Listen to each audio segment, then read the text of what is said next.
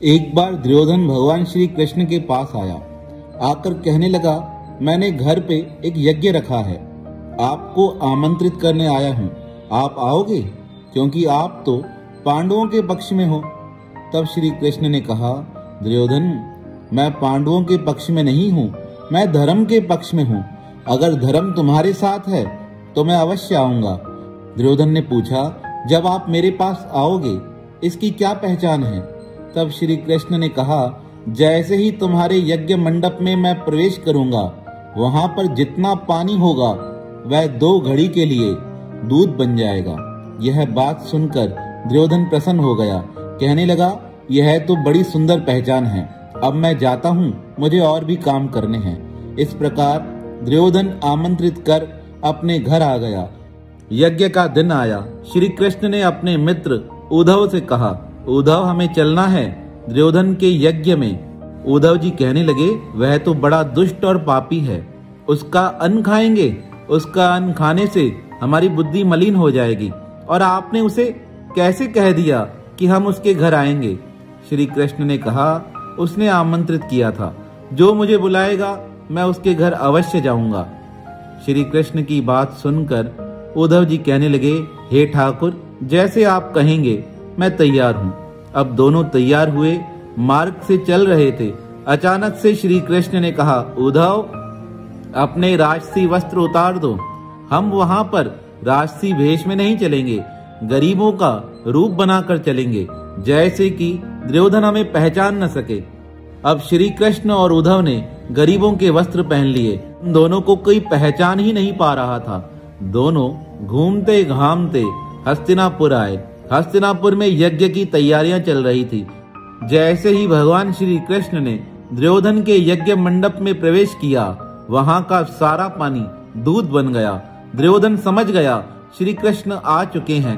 वह भागते हुए एक द्वार पर गया। वहां क्या देखता है, भगवान तो है नहीं, वहां पर तो 2 फकीर खड़े हैं। उन गरीबों को देखकर दुर्योधन कहता है, इन्हें यहाँ से भगा दो। पर वह दोनों गरीब श्री कृष्ण और उद्धव बोलते हुए कहते हैं, दुर्योधन, हम बहुत दिन से भूखे हैं, हमें भोजन करा दो, तुम्हारा यज्ञ सफल हो जाएगा। दुर्योधन अपने सैनिकों को इशारा करता है, अभी का अभी यहाँ से धक्का देकर भगाओ, श्री कृष्ण आने वाले हैं, वह आ गए हैं, यहाँ से भगा दो इन्हें। वह दोनों दुखी होकर दूसरे द्वार पर आते हैं। दूसरे द्वार पर चिल्लाकर कहते हैं, हम बहुत गरीब हैं, बहुत दिनों से भूखे हैं, हमें भोजन खिला दो, तुम्हारा कल्याण होगा। पुनः दुर्योधन दूसरे द्वार पर आता है। जब इन्हें देखता है, सैनिकों से कहता है, इन्हें यहाँ से भगा दो, तुम्हें कहा था इन्हें भगा दो, भगाया क्यों नहीं है? अब श्री कृष्ण और उद्धव तीसरे द्वार पर आते हैं। तीसरे द्वार पर भी दुर्योधन आकर उन्हें धक्के मारकर भगा देता है। चौथे द्वार पर भी इस प्रकार ही क्रिया होती है। इस प्रकार श्री कृष्ण उद्धव से कहते हैं, उद्धव, मैंने अपना प्रण पूरा किया, मैंने दुर्योधन को वचन दिया था मैं तुम्हारे यज्ञ में आऊंगा। अब हमारा प्रण पूरा हुआ, अब हम आगे चलते हैं। उद्धव कहते हैं, यह दुर्योधन तो हमें पहचान ही नहीं सका।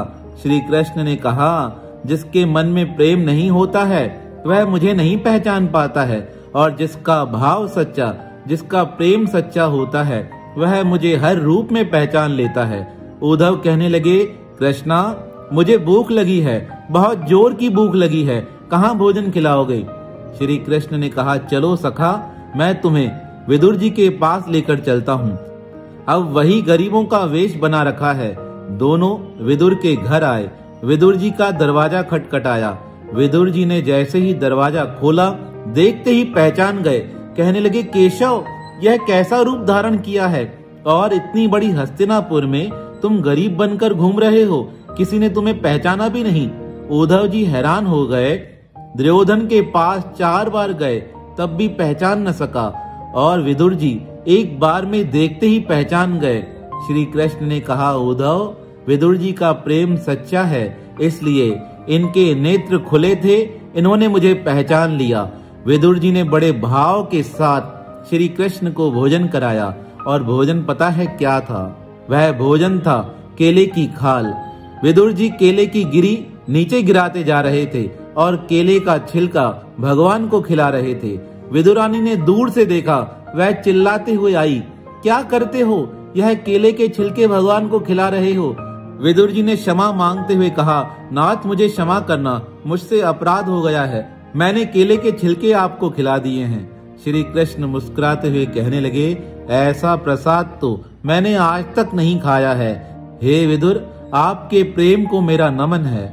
इस प्रकार विदुर के प्रेम को देखकर उद्धव जी विदुर के चरणों में साष्टांग प्रणाम करते हुए कहने लगे, हे विदुर भक्त, दुर्योधन ने आमंत्रित किया था, पर दुर्योधन ना हमें पहचान सका, ना उसके हृदय में प्रेम था, पर आपने हमें देखते ही पहचान लिया। भगवान को पहचानने की दिव्य दृष्टि जो आपके पास है वह मुझे भी प्राप्त करें।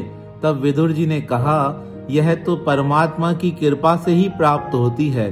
जब यह दृष्टि मिल जाती है तो कण कण में परमात्मा दिखाई देते हैं। यही सच्चे भक्त के लक्षण हैं। जब उसे हर कण में परमात्मा दिखाई दे, जब उसे हर व्यक्ति में सिया राम दिखाई दे, तब समझ लेना यह परमात्मा की विशेष कृपा है।